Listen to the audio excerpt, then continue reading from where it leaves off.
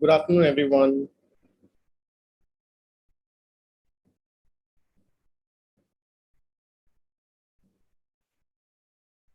Good afternoon.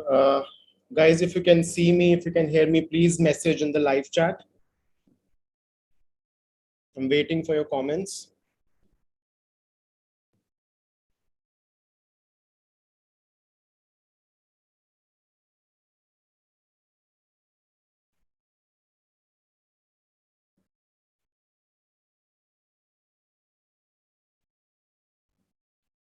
Before I start today's session, just want everyone to know that the live chat is only open for subscribers, like always.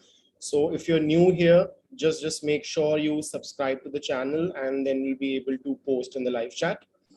Uh, Good afternoon, Gautam. Good afternoon, Weebit. Hi, SB. Hi, Ria. Good afternoon. Shivani, good afternoon. Good afternoon, Priyanka.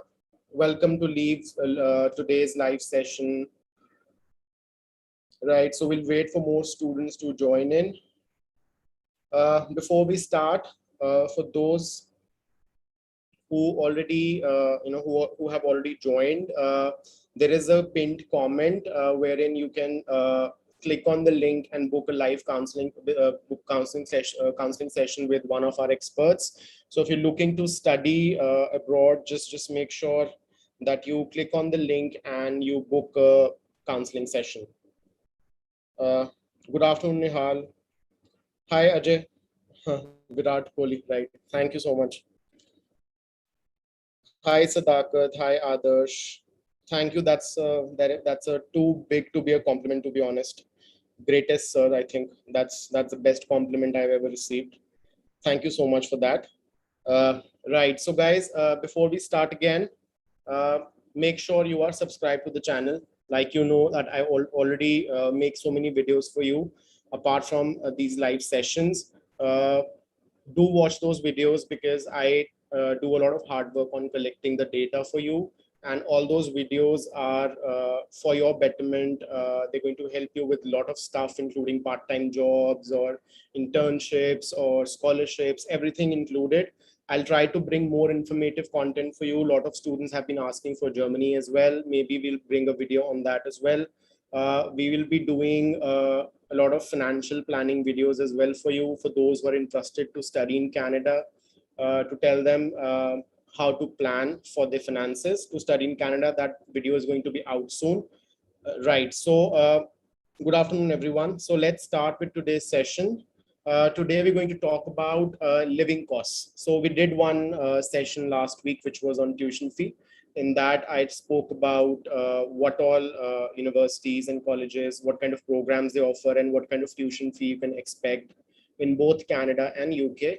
Today, we're going to talk about living costs. Both countries are very, very popular, and we'll be covering 6 major areas. One is your accommodation and housing, groceries and food, and then mobile phone and internet, clothing and apparel, socializing, travel, and plus I'll answer your questions in between, like I always do. And for those who filled the form to connect with me, I'm still replying to a lot of people out there.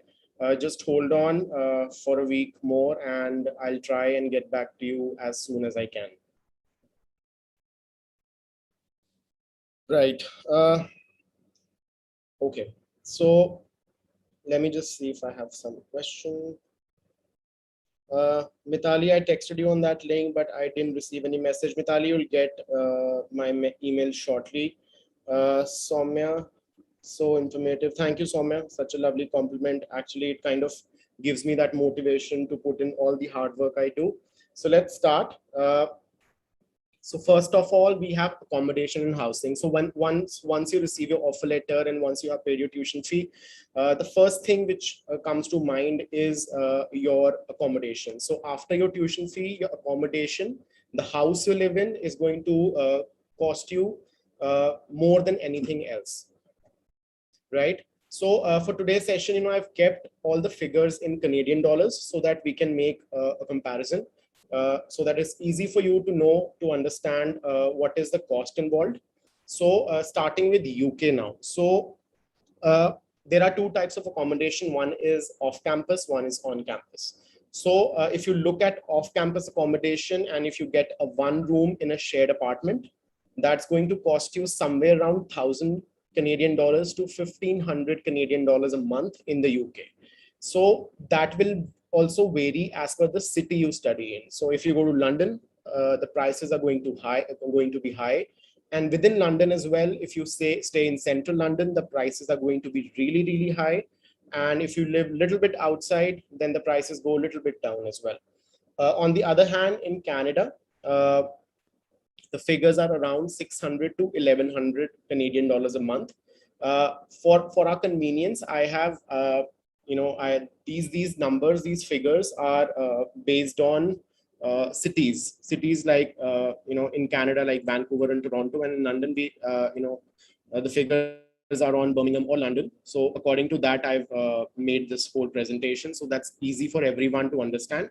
But once you move out of bigger cities, these whole numbers go down. So let's say if I talk about UK, living in London can be around 30 to 40% more expensive than say living in a city like Nottingham. Similarly, in Canada, if you live in Toronto, the main city, it's going to be a bit more expensive as compared to, let's say, if you live outside Toronto, somewhere in Mississauga or Windsor or these kind of areas. So once you move out of the cities, the major cities, the rents go down. But here the major catch is once you move out of cities and if your campus is located within the city, you'll also incur transportation costs. So choose wisely, obviously, because you don't want, at a later stage wherein you're paying less rent, but you're paying more transportation so that, it's going to cost you exactly the same. So it's always advisable to check how much, the commuting will cost you. So if we talk about on-campus accommodation, I recommend to everyone who goes to a new country for the first time. Why? Because it's easy to make friends. Second, you can, most of the on-campus accommodation in UK and Canada includes utility bills as well, which includes your internet, electricity, water. In the private accommodation, some houses may offer, everything combined, as in they may cover your utility bills, but mostly they are excluded. So you have to pay extra for that. So I would recommend on campus for someone who's going for the first time. And once you make friends in the second year, you can always move off campus. In on-campus accommodation in the UK is going to cost you 1,200 to 1,800 Canadian dollars per month. Whereas in Canada, it's 800 to 1,300. So rents in the UK are a little bit on the higher side. Whereas in Canada, the living cost or the accommodation cost is a bit lower. Now, obviously, before we move on and before I answer a few of your questions, this is a quiz for you for this time as well. So based on the information I just gave you, tell me if it is true or false. The on-campus accommodation cost includes your utility bills such as electricity, internet, and water. So guys, tell me in the comments, is it true, is it false, A or B? So I'm waiting for your answers. Come on, please type. The on-campus accommodation includes your utility bills such as electricity, internet, and water. True or false? So Shrikant is saying A, Sandeepan is saying true, Gaurav is also saying true, Janvi is saying true. So mostly true here is Ashna, Pranjali, true.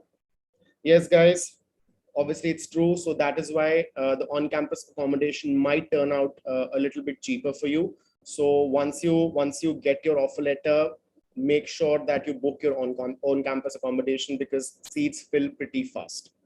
Right. Adarsh is saying depends on university. Yes, it depends, but mostly all universities on-campus accommodation includes utility bills. Right. Moving on, guys, you can ask your questions as well. You can start asking your questions and I can answer it after this slide. Now we talk about groceries and food. So this is a basic idea I'm giving you.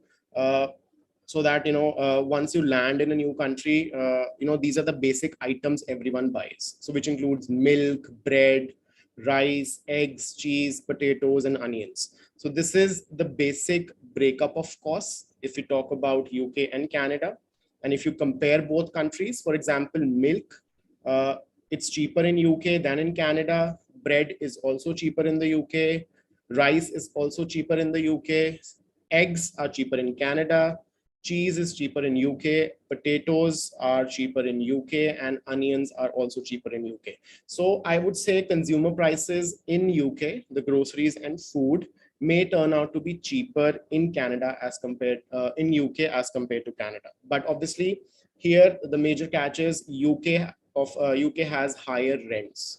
So the renting cost in the UK is higher, whereas the consumer prices on like groceries and food, the UK can be a bit cheaper. Gaurav is asking what extracurricular I should do so I can get a scholarship in Canada. So Gaurav, I'm not really sure which level are you applying to, but if I talk about curriculars, extracurricular activities, most Canadian universities, or that applies to Canada as well as any country in the world, there are a few tips to build your profile in terms of extracurriculars. One is these universities, these colleges really value community service. So if you get a chance to volunteer with some NGO, some some charity organization, do that. That really kind of builds up your whole profile. Number two, if you can, if you can work on a project at a leadership position wherein you have led the whole team, you managed a team, you did something exceptional, that also works in your favor, and that is really good for your scholarship application as well.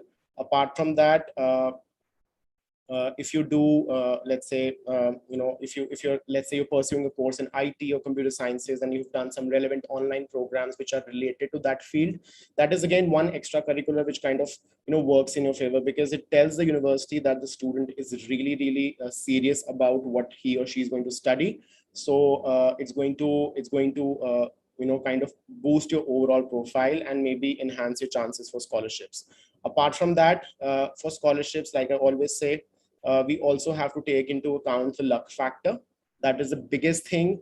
Why? Because see, I think I've said that a number of times. So let's say you're aiming for a 50 to 100% scholarship, and someone who's investing to 1 crore rupees in your degree.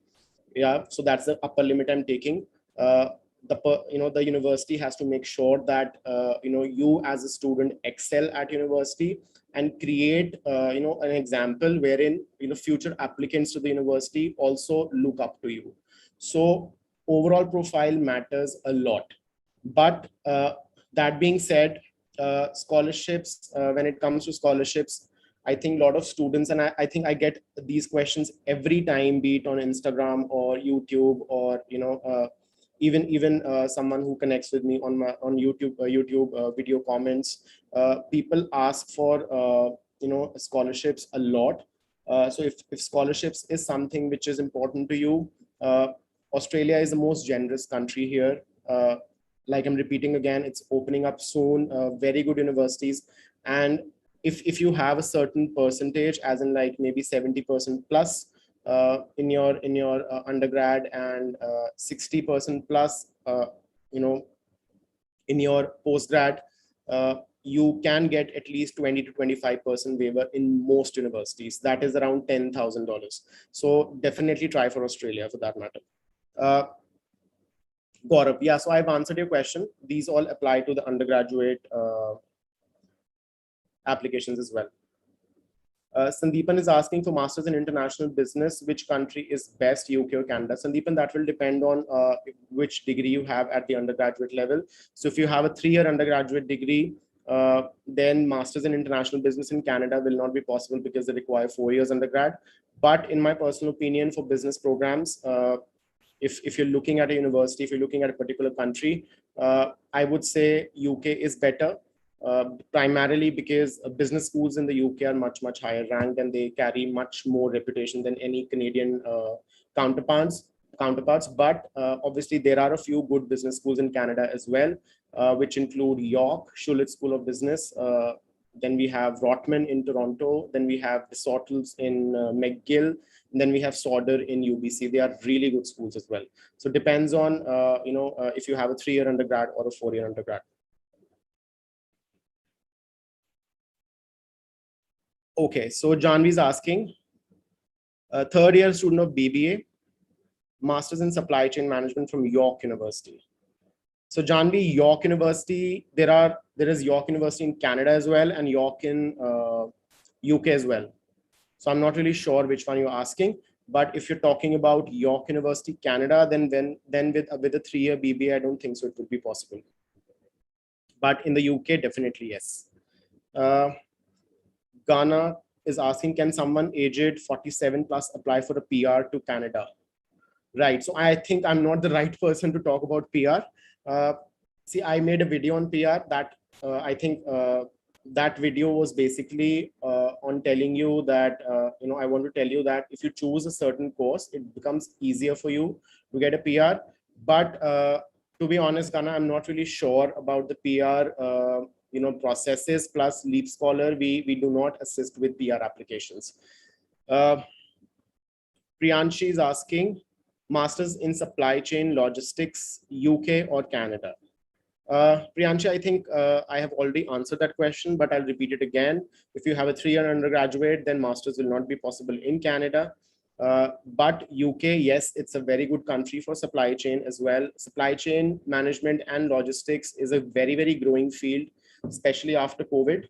I was reading this newspaper article other day wherein, a lot of Indian automobile manufacturers, they are facing a semiconductor shortage, and that is why they're not able to produce as much cars as the demand is there in the market.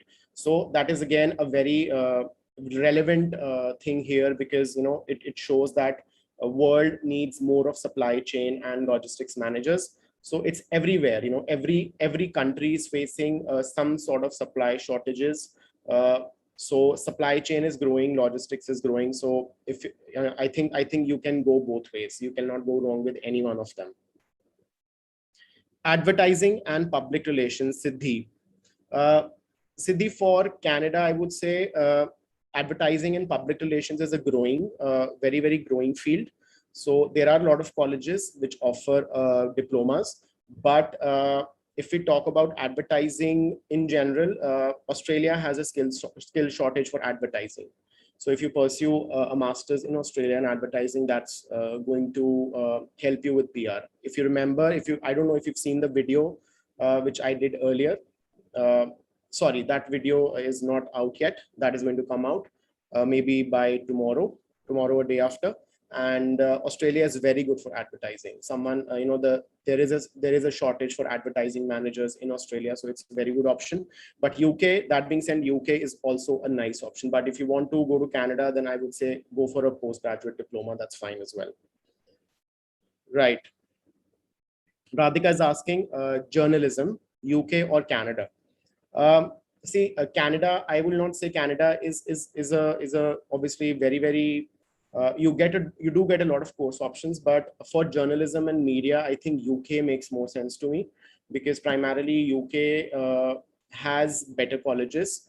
UK has more, I would say, concentration of ad agencies or media agencies. Canada historically has been a very inclined towards towards education or manufacturing or health sciences related fields. But if we talk about creative fields, art and design, media, journalism, I think UK makes more sense to me. Next up, Mitu is asking, I want to do diploma in culinary arts in Canada. Can I get a scholarship? Mitu, I think you can try for LaSalle College in Montreal. They offer culinary arts diploma, but I'm not really sure about the scholarships. But that being said, LaSalle is not a very expensive college. It's a very affordable college, and plus the placements are great. And culinary arts is actually a very, very good field to pursue, primarily because the demand for chefs and someone who's from the cooking and food background is always there. Right. So next up, Harshneet is asking, how's University of Calgary for undergraduates? Amazingly good uni. Calgary also offers one undergraduate scholarship, which is worth 60,000 Canadian dollars. But that scholarship is also very competitive, but it's a very, very good uni to go to. Right. So I'll answer more questions in the meanwhile. And let's move on to the next slide, which is mobile phone and internet. So, like we cannot live without mobile phone and internet. It's a part and parcel of our life. So just whenever you land in a new country, it's always advisable to research, on how much money you're going to spend per month on a mobile phone. So when we talk about mobile phone plans in the UK, the average, monthly plans start at around 25 Canadian dollars, which is around 15 pounds a month. And in Canada, it's around 35. If you want a phone along with that, if you don't have a phone, unlike India, even in India, we get, nowadays, a few companies have started giving phones on contract as well. But once you have a good credit history, you can also take monthly plans with a phone. So let's say when I was in the UK, it was around 50 pounds per 55 pounds per month, and which I had an iPhone plus certain amount of data, certain amount of recalls, and that was around 49 pounds per month. And that was a 24 months contract. So it's something like you get a phone, you get a certain plan, and then you pay monthly. But for that, you need to have good credit history. Same applies for Canada as well. You can get a phone as well on contract, but you need a good credit history for that. Internet, if you're living off campus, obviously not many landlords will give you internet. So in UK, you can expect to spend around 54 Canadian dollars per month for unlimited plan. And in Canada, you can expect to spend around 74 Canadian dollars. So in terms of mobile phone and internet, UK is again cheaper than Canada. Here I want to point out one thing. The unlimited plan does not include calling internationally. So if you have to call India, that's additional. But nowadays, a lot of people, we tend to use WhatsApp, WhatsApp, Messenger, Google Meet, Zoom, all these tech apps to connect with family back home. So you can save on international calling there. So I will not advise buying international SIM cards to call back home. Right. Next quiz we have. So based on the information I just shared with you, to buy a mobile phone on contract, do you need a good credit history in the country? You need a good credit history in the country. Is it true? Is it false? So guys, give me the answer so that I can keep answering more questions. So what is it, A or B?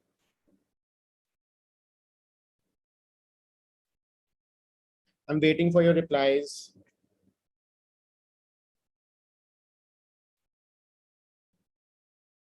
Right, so I've got one answer, two answers, true, true,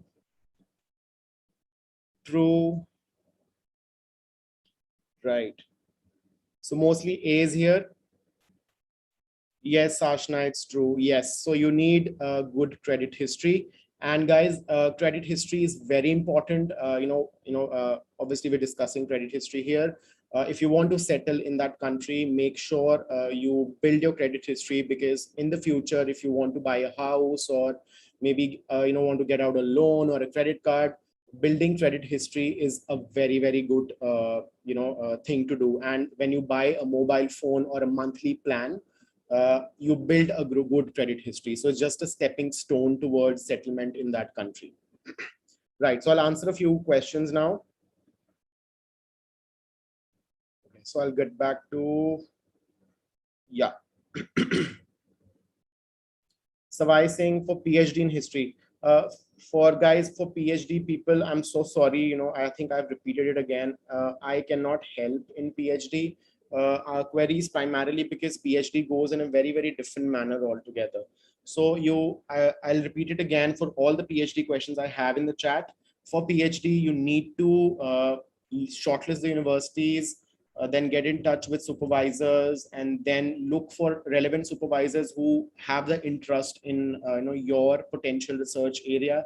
And then if you get a nod from them, that's how you can proceed with the application. So unfortunately, I, as a study abroad expert, I do not possess relevant subject matter expertise on let's say history or biomedical sciences or dentistry or health sciences. So I cannot comment on your research proposal and on your research topic. So I'll not be a better judge of that, and that is why I cannot help you with your PhD. Right, so next question is from Renuka. I'm doing BSc now. Will universities in Canada accept 3-year undergraduates? Renuka, for you, you would either have a 1-year option. You cannot do a master's with a 3-year undergraduate. You can either go for a postgraduate certificate program or a graduate certificate program, which is for 1 year, or you can go for a postgraduate diploma or a post-baccalaureate diploma, which is for 2 years. But if you want to do a master's, go for a 1-year program, either in India or abroad, postgraduate certificate level program, and then you can apply for master's once you have a 4-year after +2, I would say, education qualification. Right. Next question we have is from Arpita. Is pursuing BBA is good choice in US? Which place do you suggest? Arpita, I would say go for Canada, primarily because the fee would be a little bit lower. And if you want to settle down abroad, Canada would be a better option. However, both countries will offer 4-year programs only. So I hope you have seen a couple of other the previous lives we covered, in which I've spoken at length about how much tuition fee you can expect. In the UK, if you want to go to the UK, it's going to be 3 years. But out of US and Canada, I would say Canada would be a better option. Suman is asking how much scholarships we can get. Suman, I've done one live session earlier, 100 scholarships in 10 countries. You can check out LeapScholar's YouTube channel. It's there. And plus there is a Google Doc in the link in the pinned comments, and in that live, in which I have given links to all the scholarships you can apply for, UG and PG both. So you can just go through that. So Priyo is asking for PhD application. Is there any other separate scholarship? See, for PhDs, it's pretty. I think it kind of varies drastically. Some universities will offer you a fully funded scholarship if you get selected for a PhD. Some universities will not. So you would have to check individually with every university. Bhavna is asking, I've done MSc Chemistry. Can I do a second master's in Canada or Australia? Bhavna, you can, but it should be linked to your MSc Chemistry somehow, as in if you have some experience as well, but it should not be entirely identical. So you cannot do another MSc Chemistry, but maybe a subject related to that. So that is possible. Pranjali is asking, could you please understand GIC better? So GIC is basically Guaranteed Income Certificate. When you apply for your student visa for Canada, it's around $10,000. So you open an account, a GIC account with a Canadian bank, which includes Scotia Bank, ICICI Bank Canada, or CIBC. Once that GIC account opens, you transfer $10,000 from your account to your GIC account.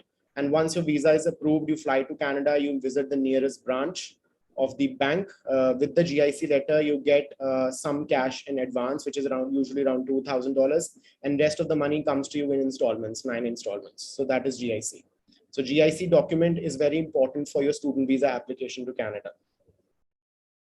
Danish is asking, is there a good scope for construction management degree or construction industry general in Canada? Definitely, Danish. I always tell everyone from a civil engineering construction background that Canada makes more sense than any other country. So definitely go ahead with it. Game Boys is asking, for masters in petroleum engineering, Canada is preferable than USA. Yes, definitely. The Canada is I don't know if you guys know or not, but most of us associate Gulf countries with petroleum.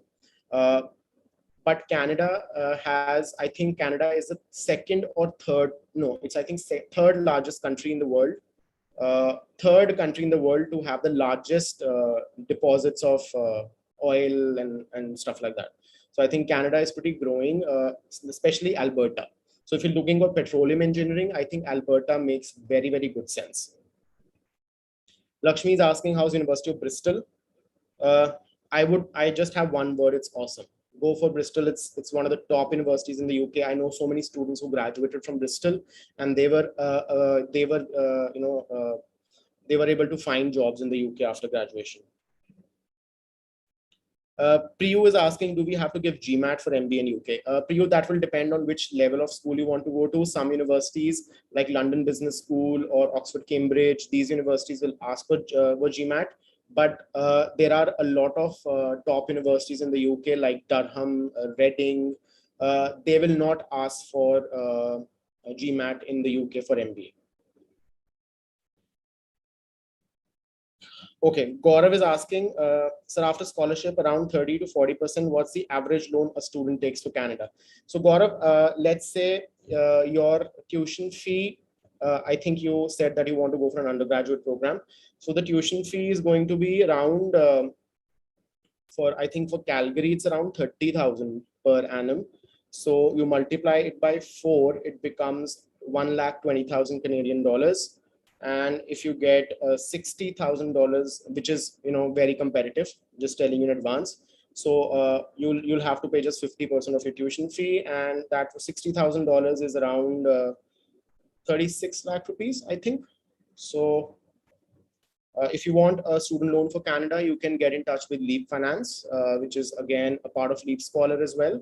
They offer collateral-free loans for Canada and US both. So you can check with them, how much the loan amount you'll require, and how much they can kind of finance your studies. Pragya is saying, I have done 3-year graduation and 2-year masters. Can I go for another masters in Canada? Yes, Pragya, you can. But let's say I'm not really sure which field you studied in, but your second masters should be little different or maybe related to your subject. In case you have some work experience, you can also go for a management related program. That is also possible. Twinkle, are there universities in Canada that offer courses related to industrial psychology or organizational psychology? Twinkle, to be honest, I think very, very niche subject, to be honest, industrial psychology or organizational psychology. But I can only remember one university on top of my head, which is McGill, because it's known for its psychology related programs. Dalhousie I think Dalhousie University also offers. I would recommend that you book a counseling session. The link is there. For anyone who wants to book a counseling session, please click the link, which is in the pinned comments.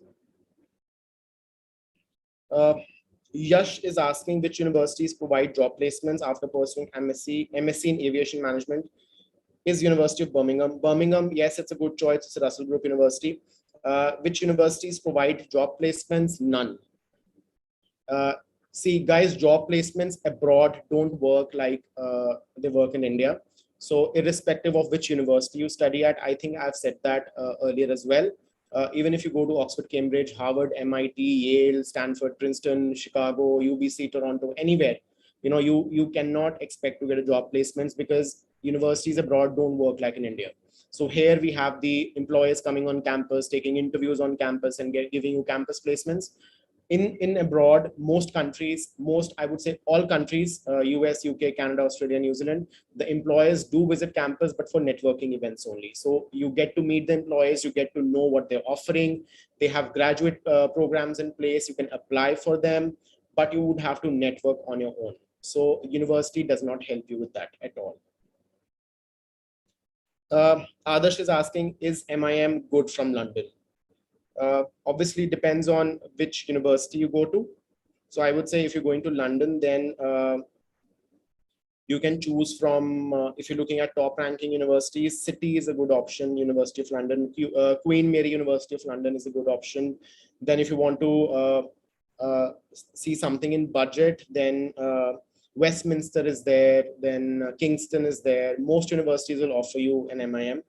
If you're looking for a middle ground wherein you want a decent fee, not very high fee, and a very high ranking university, you can check out Essex and Royal Holloway. They're not located in London, as in not central London, but hardly half an hour train ride from central London, not very far off.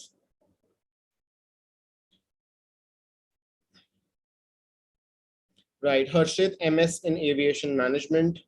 I'm not really sure which country you're talking about. So, but aviation, I think if you're looking at options, then both Canada and UK are okay. But I think UK has an edge here because Canada's aviation industry is not as flourishing as UK. UK's aviation industry is. Vishali is asking, will I get some waiver if I have good IELTS band? Well, what kind of waiver, Vishali, I'm not really sure. But if you're talking about scholarships, then not entirely based on your IELTS score. It takes into account your overall profile. Let's move on to the next slide before I keep, I'll keep answering the questions after 2-3 slides. So clothing and apparel, this is again one of the most important aspects when you study abroad. Obviously, when you go abroad, you need clothes, you would need shoes or whatnot. So when you buy stuff, this is the standard rate. Okay, so these rates are not, I would say, budget shopping. These rates are, I would say, when we talk about business shoes, so something like I would say in India, maybe you can talk about business shoes from Red Tape or these kind of brands, or maybe Lee Cooper, these kind of brands. So in the UK, it's going to cost you $153, and in Canada, it's going to cost you $144.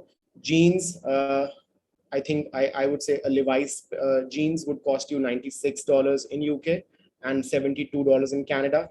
A dress, maybe at Zara or H&M, these kind of stores, in the UK is going to cost you $48. In Canada is going to cost you $45.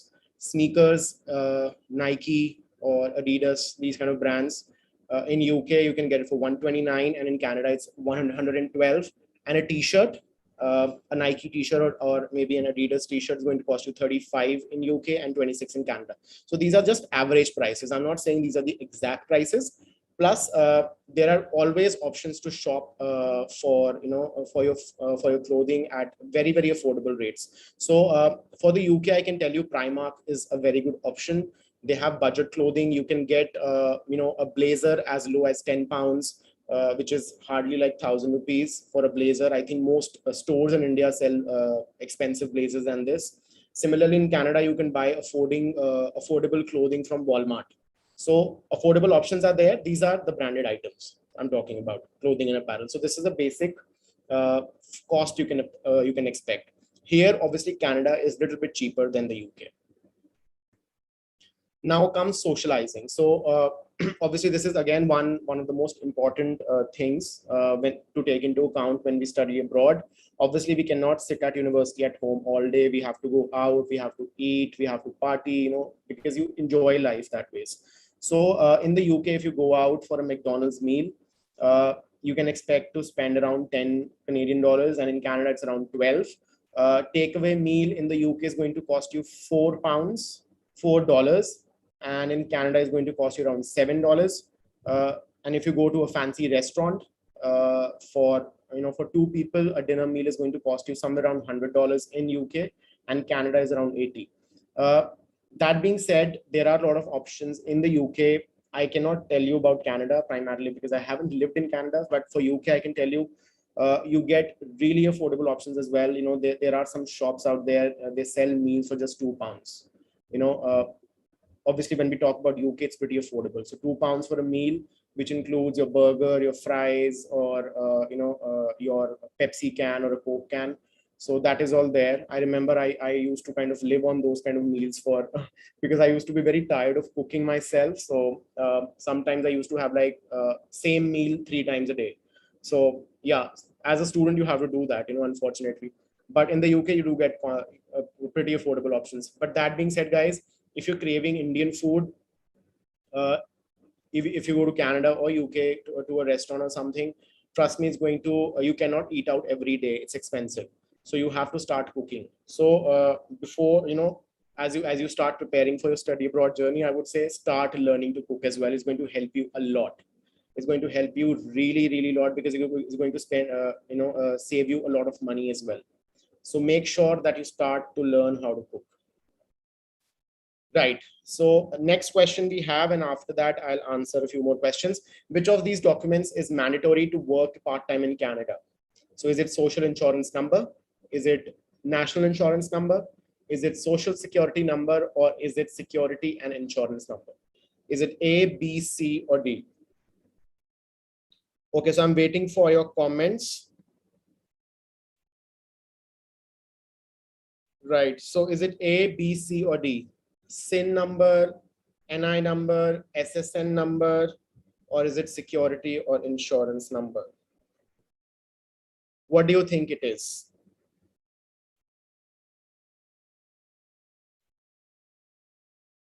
Right, so I've got C, A. Guys, type. Takes just 1 second to type. C. So I'm getting mostly C's here. Now one more A, D.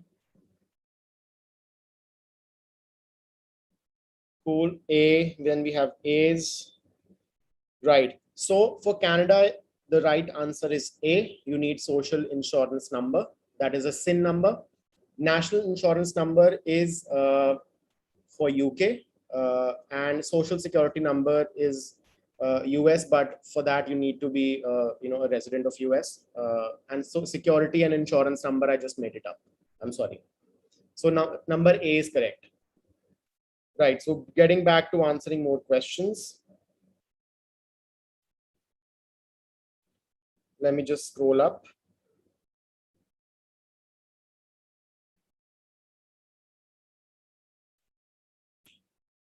Okay, so J Lad is asking for food science and technology, which is better, UK or Canada? Jay, I would say for food science and technology, I would say Canada would be a better option. Then we have another question from Jay, just a single J. Hello, sir. How highly do you rate pursuing postgraduate diploma from a Canadian college, especially for the ones with just 3 years of undergrad? See, postgraduate diploma, I'll say it's not a, I'll not rate it poorly. Why? Because it's a very, very good program to pursue if you have a 3 years undergraduate.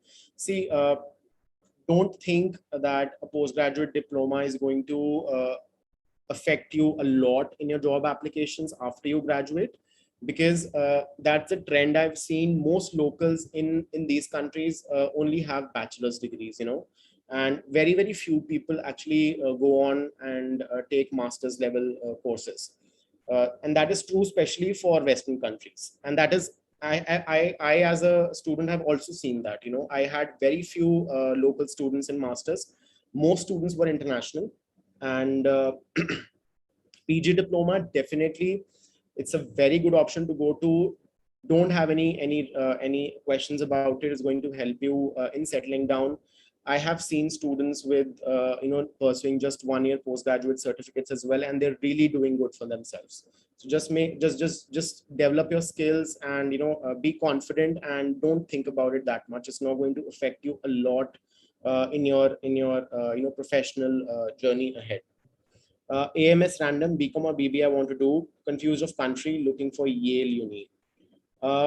Yale is a very, very prestigious university. Bcom or BBA, see, now that depends. Bcom is basically more of a finance related. If we talk about countries like New Zealand or Australia, Bcom is more of a very finance and accounting major kind of program. BBA is more general. That will entirely depend on what kind of field you want to specialize in. So Bcom, I would say, if you're interested in something like finance or accounting, it would make more sense. BBA, if you want to get into something like marketing or digital marketing, HRM, supply chain. So BBA gives you more options. Even with the BBA, you can get into a finance or an accounting masters or an MBA after you graduate. So that's perfectly fine. So I think BBA is more flexible that way. But most universities will accept Bcom as well. So there's not much of a major difference. Depending on your preferences, you can choose one. Humiol is are saying that, sir, I'm not getting counseling in LeapScholar. It says slots are full from a month. Humiol, you can try this link. I think you will be able to secure your slot. In case you're not, just drop a comment in the comment box after this session ends. Someone will get in touch with you. Ritik Patel is asking which country is better for MBA. Depending on your preferences, your choices.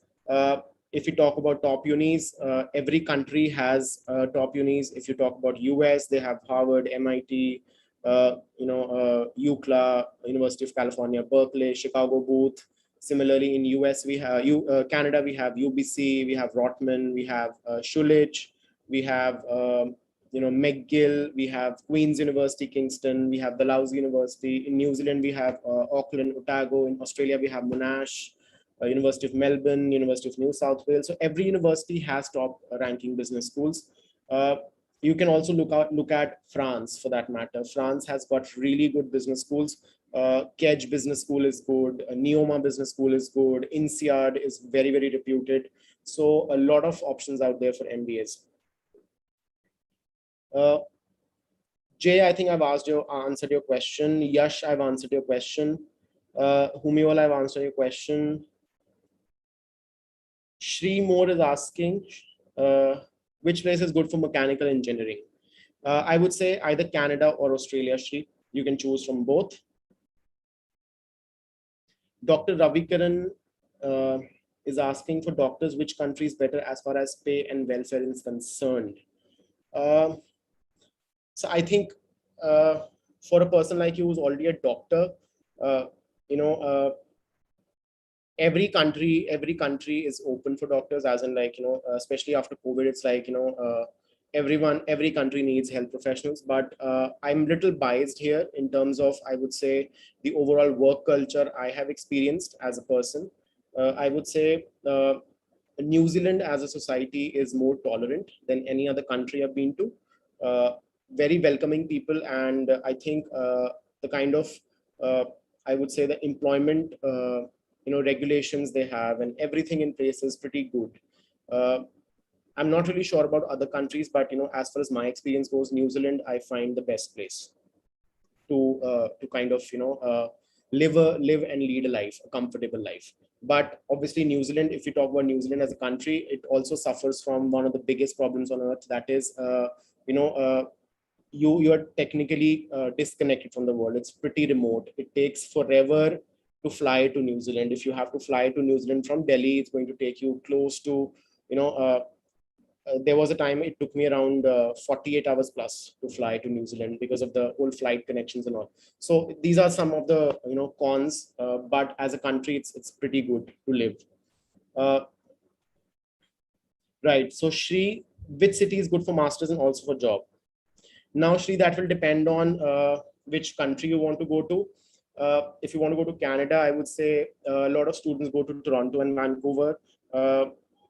I'm not really sure which degree you want to do, but if it's business related program, I think Toronto will make more sense. Similarly, in Australia, Melbourne and Sydney and Brisbane are good. In the UK, London is a good option. Birmingham is a good option. Entirely depends on you and your preferences. Like I prefer living in a smaller city, so I would be more comfortable, say in Nottingham or Leicester or something like Bristol than London. So I would prefer a smaller city, because obviously the incomes are little bit lower, but the living cost also becomes lower. Because in the long term, when you settle in a country, you need to buy a house, you need to feed a family, you'll get married, you'll have kids. So it's very important to take everything into account. And cities like London, it's practically very, very expensive to own and afford a house. Right. Guys, okay, I'll move on to the next slide before I answer more questions. So now talking about travel. So traveling is again one of the major chunks of your living costs. In the UK, one-way ticket is going to cost you around 4.77 Canadian dollars, and in Canada is going to be around 3.25. These rates are from London and Toronto. So for the smaller cities, they'll go down. Monthly pass in the UK is going to cost you around 250 Canadian dollars. In Canada is going to be around $156. And if you prefer to take a taxi, then 1 kilometer charge in the UK is around 2.89 Canadian dollars, and in Canada it's around $2. So it entirely depends on your preferences. But that being said, if you move to a smaller city, these prices are going to go down. So these are rates from London and Toronto. So both are the most expensive cities in Canada and UK respectively. So just check out the prices accordingly. Again, I'll bring up one more thing here. If you book an accommodation, make sure that you also factor in your traveling costs, because I have seen students who book an accommodation for entire year and it's pretty far from the university. They book it because it's cheaper, and then they're paying more to actually travel to the campus. So ultimately, it adds up more to their expenses. So I have seen students like that, and because once you pay the 1 year, when you have once you have the contract on campus accommodation, you cannot switch in between. So make sure that, and moving houses is not that easy. So make sure you factor in traveling costs as well. Also, there are a lot of universities in the UK and Canada as well that offer free transportation to students. I'm really not sure which universities are there. I cannot name them on top of my head, but they would have all the information listed on their website, so you can check that. Right. So I'll be back to answering more questions now.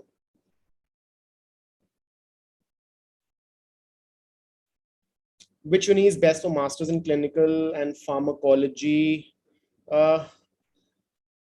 See, if you're on a budget, then I would say health sciences, all these sciences and life sciences related programs. I would say Chester is a good option. Strathclyde is a good option. Now that will also depend on if you're looking at January or September intake.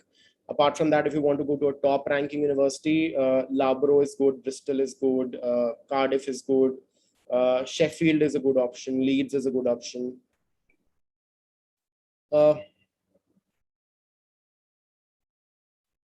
Right. Priyansh is asking, how can we build a credit history so that to buy a phone? Okay, so once you land in the country, you get a SIM only contract, which is you only get the SIM and you have to pay monthly. So the monthly payment goes out every fixed month, every fixed day, it can be any day of the month.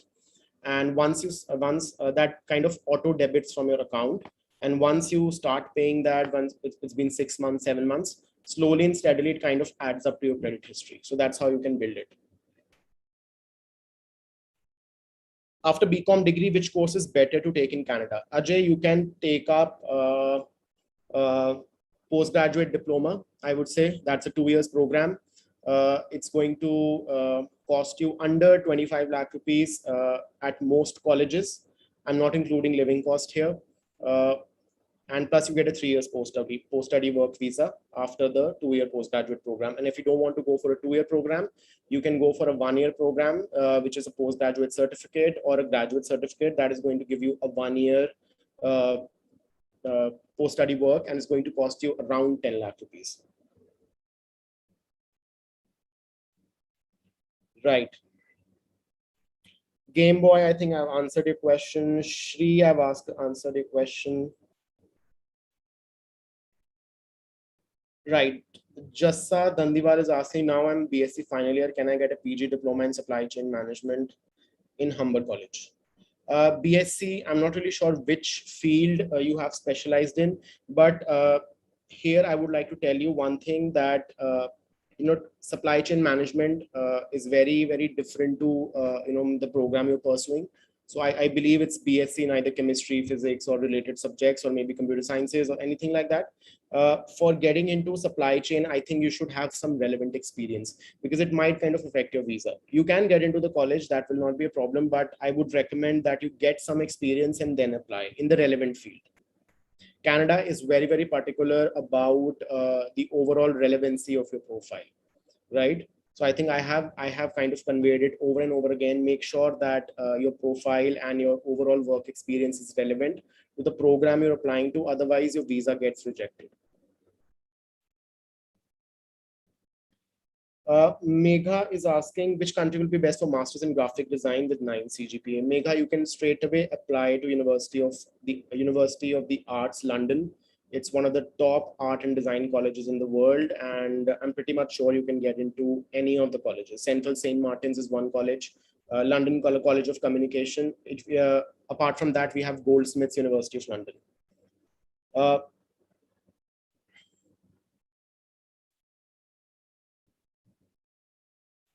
Right. Possible to get admission in Concordia University for Masters in Computer Science. 3 years bachelor's. Most cases, no. I don't think so. It's possible because you have a 3-year undergraduate degree. I would say get a postgraduate certificate level program from India or Canada, and then you can apply for a master's program. Megha, I've answered your question. What are the job opportunities for manufacturing engineering in Canada? Right. Jelid Charlin. Manufacturing, see, engineering in general is in high demand in Canada, but I'm not really sure about what kind of opportunities. Job opportunities are good, but I'm not really sure what about what kind of job profiles you can get. But having said that, you can also check out Australia because engineers are also in very high demand in Australia.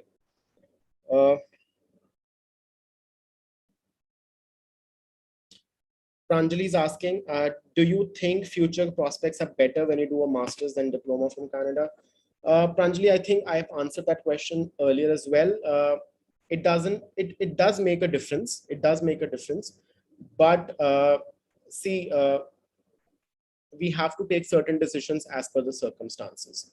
So like, I would say if you don't have a 4 years degree, then, and you know, there's no way you can get into a master's program. And then, you know, obviously in that sense, a PG diploma is going to make very good sense for you. But if you have a 4-year graduate degree, good enough, you can go for a master's program. But once you graduate, it's your skills, it's your you know, your expertise at what you do that matters. Your degree does count, but ultimately, once you start working, once you get into the workforce, things work as per your skills, you know, not as per your degree. It does count initially. It does count in it does count in when you want to settle in Canada. It does count in, yeah, you get more points on PR when you have a master's degree, but you know, we have to adapt as per the situations. But if you're so keen on doing a master's degree and you don't want to go for a postgraduate diploma and you don't have a 4 years undergraduate, then the best part is either go for a postgraduate certificate program 1 year, complete the 16-year education criteria, and then go for masters. And in that case, you have to study for 3 more years. So entirely depends on the circumstances. Ajay, I'm looking for Jan 2022 intake in the UK. May I know universities still accept applications? Ajay, you can fill the form right away. There are you are on time. There are a few universities that are still accepting applications. You can apply. Just fill in the form right now. Okay, so I'll take one more question. Okay.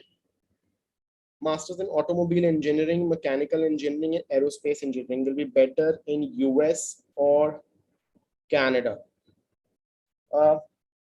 Both countries make good sense, Harsh, but if settling down is your concern, if you want to settle down after you graduate, I think Canada makes more sense to me. And plus, most Canadian universities would be cheaper than the US counterparts. Right. So guys, if you still, you know, wanting to kind of, you know, if you want to talk to some, you know, study abroad expert at Leap, I would say fill the form. It's there in the pinned comments. Someone is going to get back to you, and you can have a personalized session with, you know, really, you know, intelligent and, you know, very, very good study abroad experts at Leap. They can help you with everything, starting from SOPs to LORs to your applications to your shortlisting, everything. So just fill the form right now, and someone will get back to you. And thank you for joining me today. And for I'll be doing another live in a day or two. You'll get that information on our channel. And before you go, just make sure that you subscribe to the channel, and you also keep watching my videos. Let me know what I can make, what kind of videos I can bring to you, so that I can help you with more stuff, including scholarships. For all the postgraduate diploma aspirants, in today's session, there is one video coming up in a day or two, this week only, wherein I'm going to be talking about financial planning for PGDM, postgraduate diploma in Canada for 2 years. That video is going to help you with understanding how much expenses you can expect and how much income you can have while working part-time, and how much will be the effective cost of your degree.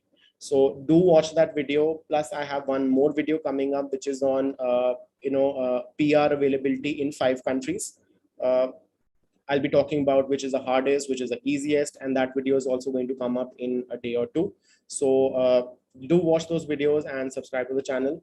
And I'll say goodbye for now, and I'll see you again sometime this week. Bye, guys.